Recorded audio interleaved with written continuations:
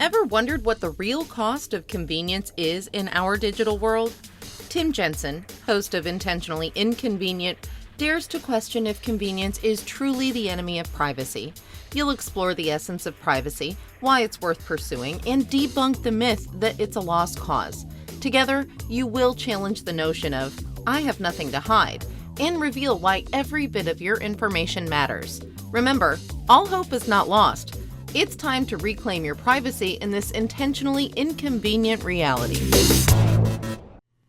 Hello and welcome to Intentionally Inconvenient, where we talk about personal freedom through securing our privacy.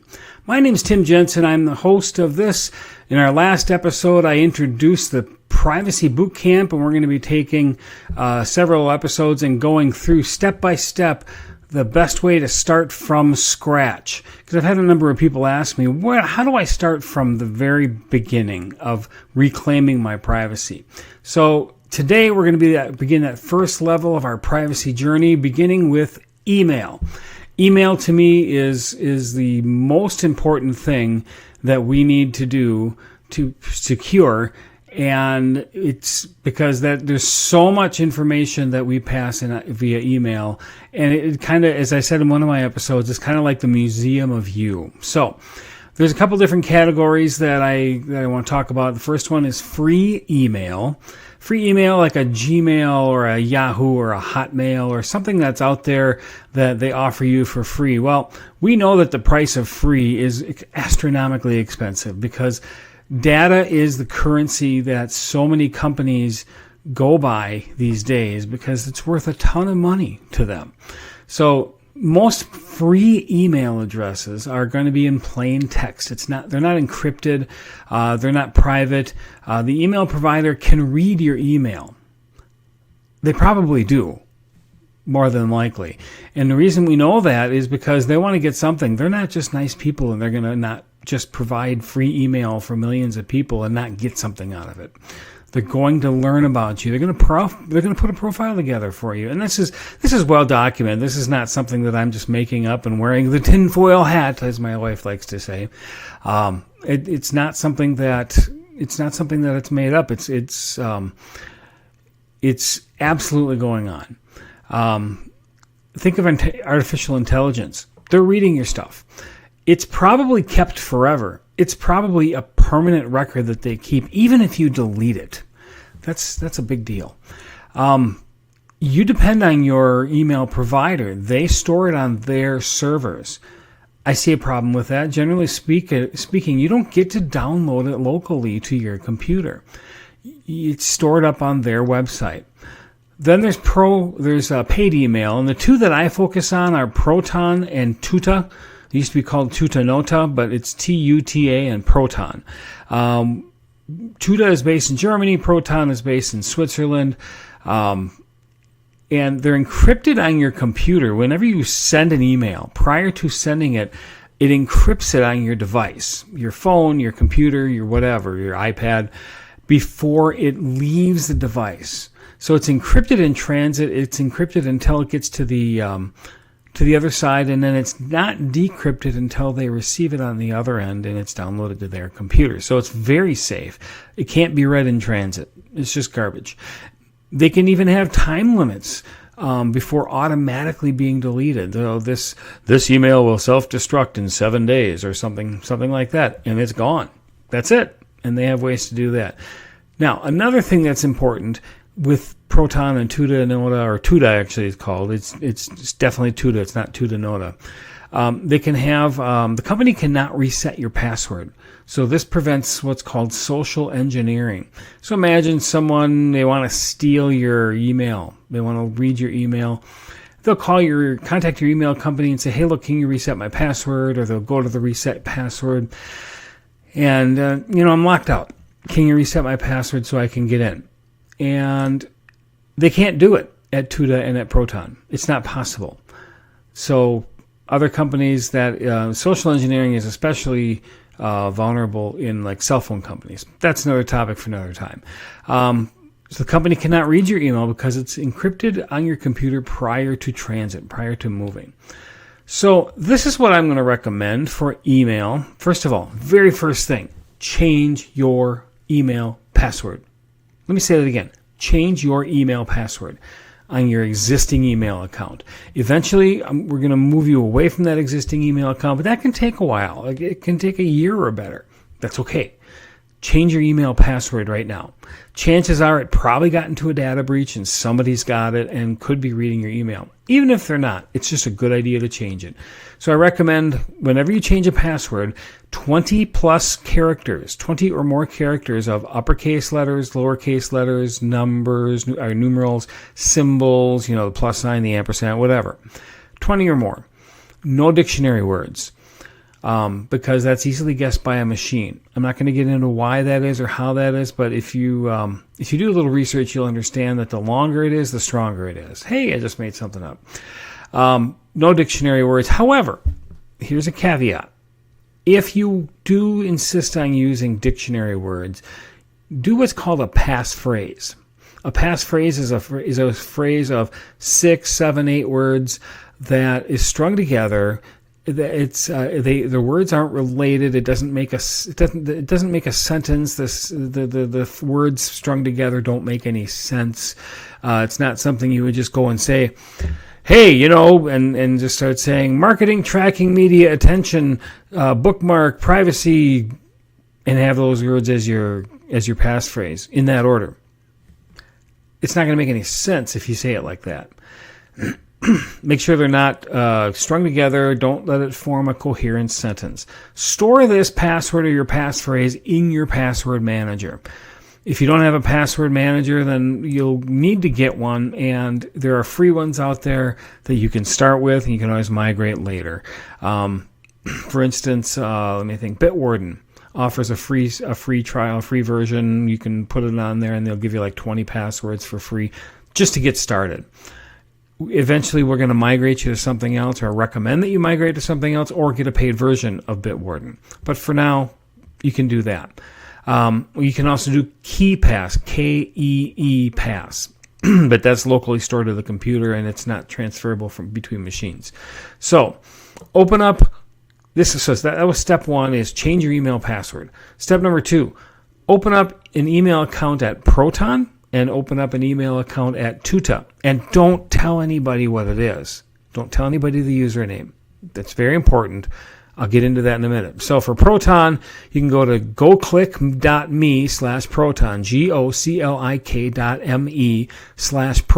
goclik.me/Proton, goclick.me/Proton. For Tuta, just tuta.com. For Proton, they recommend that you get the unlimited plan. So why the unlimited plan? Well, they have email, calendar, virtual private network. They have a drive. It's like 500 gigabytes of online cloud storage. Plus, you can use their documents service, like a word processor. You get their password, Proton password manager, pardon me. You get their password manager. It also includes unlimited email aliasing via a service that they purchased a few years ago called simplelogin.co, which I'll get into in just a little bit. For Tuta, just open up a free email account, just with one username, free email address, and I'll explain why in a little bit. So both Proton and Tuta have zero knowledge end-to-end encrypted. So they cannot reset your password. This prevents any social engineering, somebody pretending to be you and trying to hijack your account by pretending to be you and then stealing your account so that you can't get into it anymore. They cannot reset your password. Social engineering, like I say, they're persuading someone else to give them information that only you should be having, like a password reset. Also, because of this, make sure you don't lose your password, the new password or passphrase. Don't forget your password or passphrase. So that's where that password manager comes in. Both Proton and Tuta support something called two-factor authentication, which if you go back in one of my previous episodes on this channel, you'll remember that we talked at length about two-factor authentication, multi-factor authentication. It's just another way to prevent others from stealing your account. This adds an extra step in the process of making sure that only you can access your email. It makes you more intentionally inconvenient. I got that in there. Yeah, alrighty, there you go. So Don't lose forget passwords. Use two-factor authentication. If you don't want to depend this much on one company, where email, calendar, virtual private network, cloud storage, password manager, document service, that's fine. You can go a little cheaper route, and I do support this philosophy. Like I say, it's instead of Proton Unlimited, just go with Proton Plus. There's not a VPN. You can go and pay for that separately with another company, so it's not relying on one company. You can try something called Mullvad, Mullvad.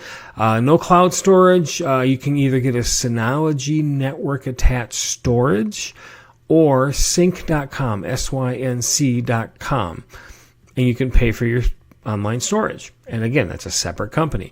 There's no password manager, so you have to pay for this separately. You can use RoboForm. If you go to intentionallyinconvenient.com/resources, there's a link to RoboForm's website. You can use Bitwarden or 1Password also.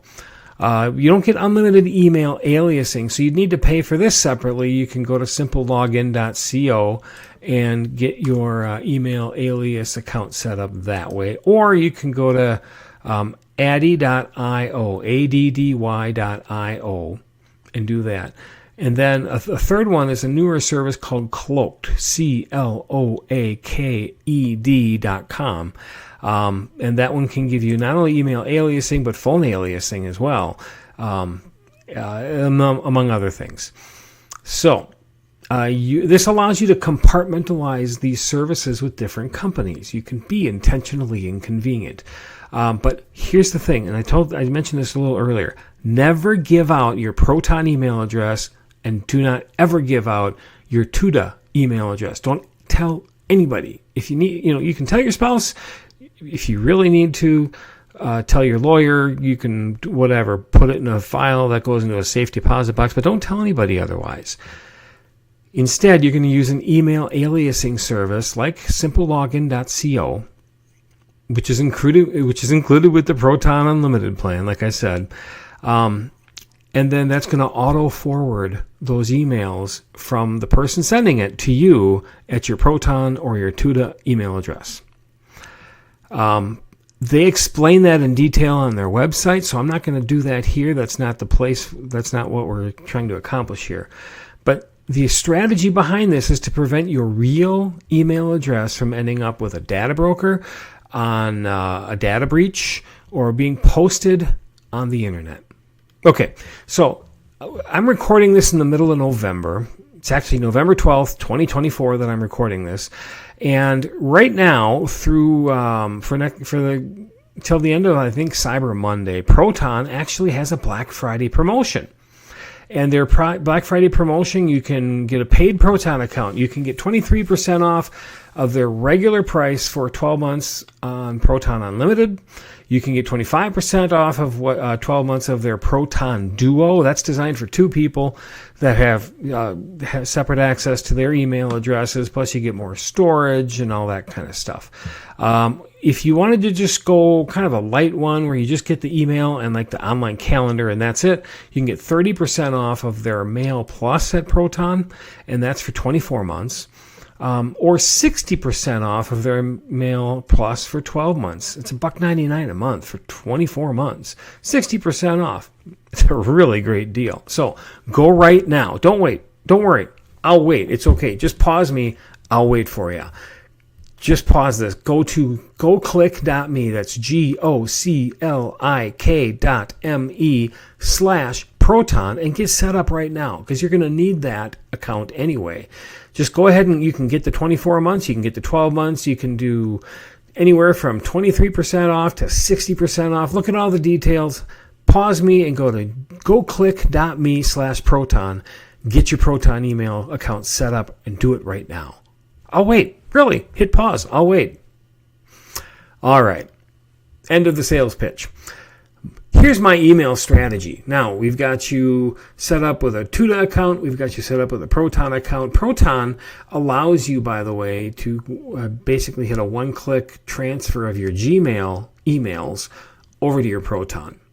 So you can actually take everything you have in your Gmail and it will suck it into your Proton account. And now you can just say goodbye, or you can start to wean people off of the Gmail and have them redirect to you at your Proton. But you're not going to give them your Proton email address. Here's what you're going to do instead. Go in and find a domain registrar. I use dynadot.com, dynadot.com, but you can use Namecheap. You can use all kinds of different places that you can, just look up domain registrar in a search engine. And you're going to register a few domains that you'll use for email aliasing. Now, these domains should not have any personally identifying information in them. For instance, I would not want to register timjensen.com as my email alias account, or jensen.com, or intentionally inconvenient, and use that as, don't want to do that. But register, I don't know, you could do not contact me at donotcontactme.com, or I'll explain more in a minute, because it's coming a little further down in my notes. So register several domains, a couple at least, so that you can control where that's going, your email forwarding. Secondly, get a simple login.co account, which is included in the Proton Unlimited, like I just mentioned. Remember, go click.me/Proton. That's all you got to do. Anyway, get a simple login.co account if you don't get the Unlimited or above program, Proton. And then for each domain that you register, point the DNS, domain name system, to simplelogin.co. And what that's going to do, and there's instructions on Simple Login's website on how to do that. It's not overly complicated, but I certainly can help. I do offer either a done-for-you service, which I don't necessarily recommend, but also a coaching program, which you can get in touch with me through ii@timjensen.email, and I can get you going with that. But anyway, you're going to point the domain to using Simple Login over to your Proton. Then you're going to assign each domain a different category. You're going to write this down, write it on a piece of paper, or put it in whatever note-taking app you might have. Write it down for yourself somewhere. Maybe put it in the password manager.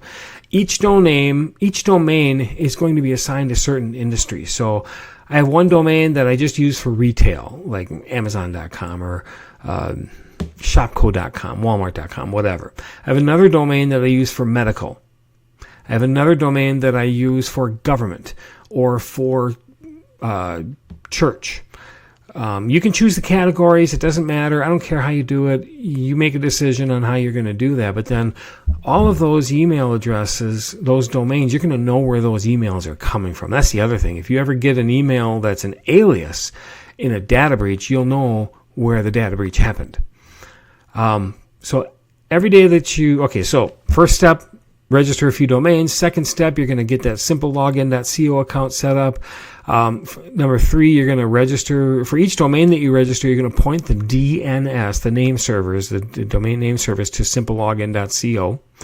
Simplelogin.co has all the instructions that you need, and if you get it right, they'll tell you, and if you get it wrong, they'll tell you that too, and what you need to do differently. Then you're going to assign each domain a category, an industry. Like I said, retail or medical or government or church were the ones that I came up with. And then every day that you access an account online, maybe social media is one of your categories for your domains. Every day that you access an account online, change the email address from what you currently have and the password on that account. So instead of, like say you're going to log into Facebook. And if necessary, open a new account and close the old one you have to move everything over. And that's, some of these places will be like, you cannot change your email account address. Okay, fine. I'm just going to close that account and start a new one. Well, start the new one first. Make sure it's functional, then get rid of the old one. Anyway, let's say you go to Facebook account, facebook.com. And one of your domains, if you've assigned to your social media accounts, let's say the domain is donotcontact.com. I have do-not-contact.com. I actually own that domain. although I'm not really thrilled with it. I'm probably going to get rid of it because it's nothing but a spam magnet. But anyway, you're going to log into Facebook. You're going to go to your profile. You're going to change your email address to facebook@donotcontact.com. Save this in your password manager. Save it on the website. Log out. And then you're going to change your Facebook. You're going to log back in.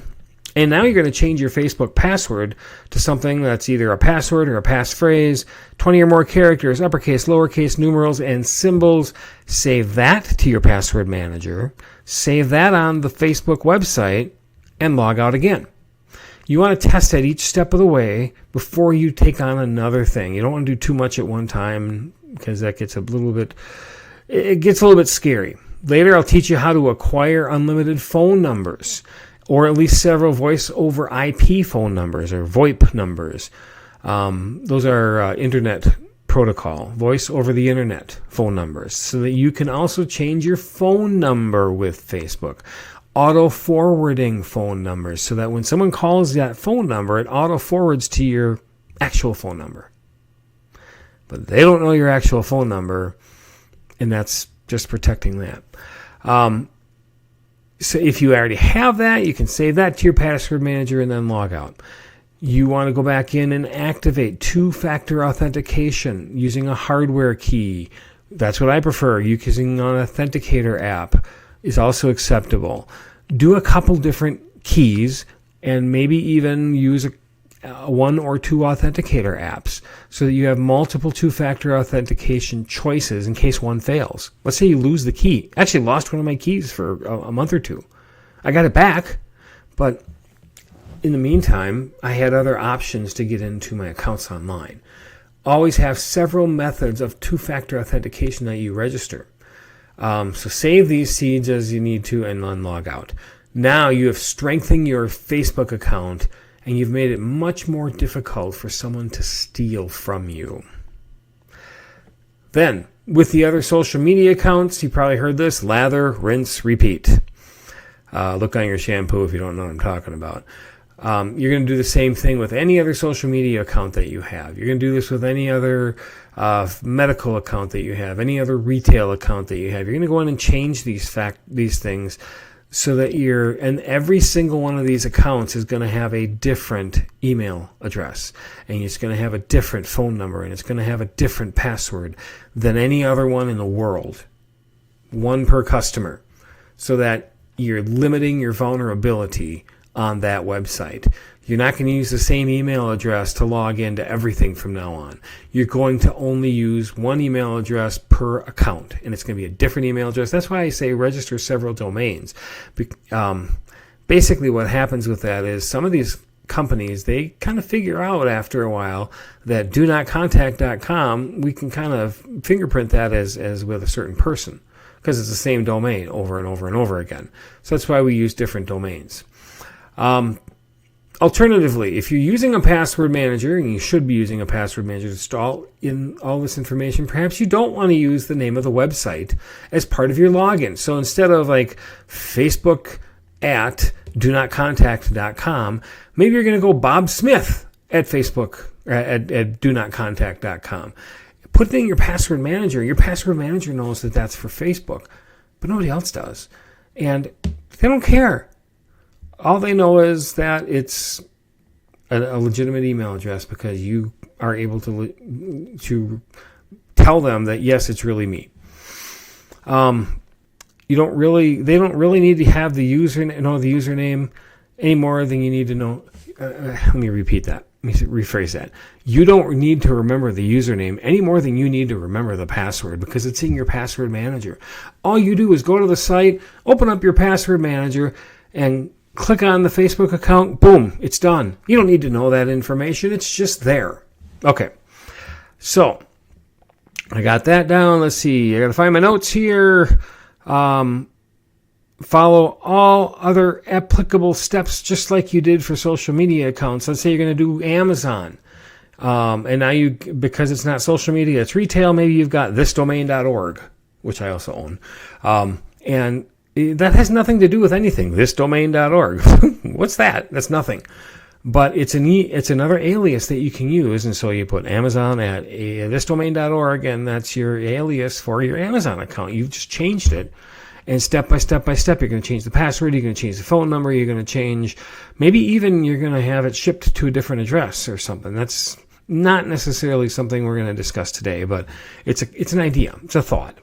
Again, you're doing it to protect your personal identifying information by changing it so that if it gets lost or stolen in a data breach, it's just one account. It's just one email address. It's just one password. It's just one phone number. And that can all be changed because they're all aliases. Does that make sense? I hope it does. This will eliminate spam forever. Because on Simple Login, they have a mechanism where you can turn a specific email address off. And now they can spam to their heart's content because you'll never receive it. Think about that. You will end email spam forever in your inbox using this method. So you're going to want to watch this again and again and again. Take lots of notes. Go to the show notes. Copy and steal all this stuff from me. I'm giving it away for free because I feel it's necessary for people to understand these concepts. Dilute your information. That's what this is. You're diluting your information. Okay. Last thing. Remember how I said earlier on, Tutanota or Tuta.com. I keep saying Tutanota. That's not the name of the site anymore. It's Tuta.com. This is going to be a very special email address. You will only use email aliases for this email address as well. You will not tell anybody where this is. But this is your most private email address. What do I mean by that? It will be used for specific people like your attorney, your immediate family, your financial planner, your accountant, if you have some of those people. This is only used for very specific people. This is not the general email address that you give out. This is for very specific people. It will be, none of these people need to even know that you have the Tuta.com account. They're only going to know your alias. And so you even register a special domain just for the Tuta account so that you know when you have to give it out to your financial planner, your accountant, your pastor, or your personal friend, whatever, you give this one out. And this is the email address for personal messages, not for commercial messages, which is what that Proton is for.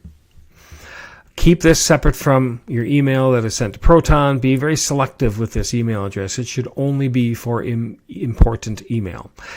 I recommend that you don't even have this email address on your phone. Only access it from your home computer. That's it. That's the only place.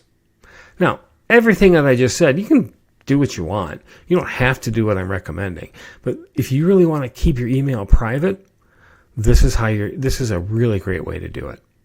Because you are never giving out your real email address, you're only giving out the aliases. And by the way, when you hit reply, Simple Login has a component where it will reply from the alias. So let's say Amazon at this or Bob Smith at thisdomain.com. You can click reply on your Proton and type a reply, and when they receive it on the other end, it's going to say it came from Bob Smith at thisdomain.com. That's pretty slick. These are all things that matter, and it takes a little time and practice to get it right, because I've had times where I screwed it up.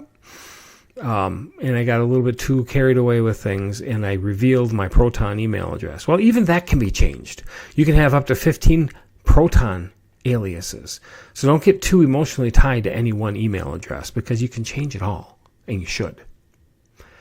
Okay, so that covers the email component of our Privacy Bootcamp.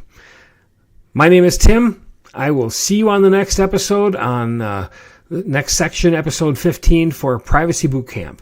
This is Tim with Intentionally Inconvenient. Stay safe, stay private.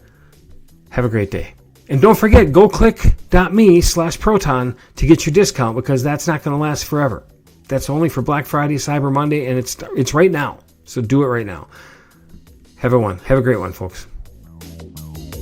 That's all for now from Intentionally Inconvenient, leaving you with a challenge to question the cost of online convenience. If you want to keep learning, subscribe on Spotify and Apple Podcast. Your reviews and 5-star ratings help reach more listeners.